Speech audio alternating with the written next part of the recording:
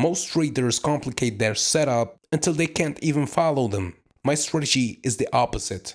Simple, refined, and designed to last.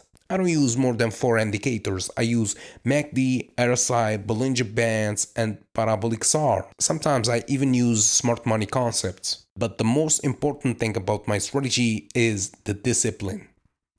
Yeah, so if you want to learn my strategy, the first episode is free at learnthestrategy.com/free. Link in the description or in the bio.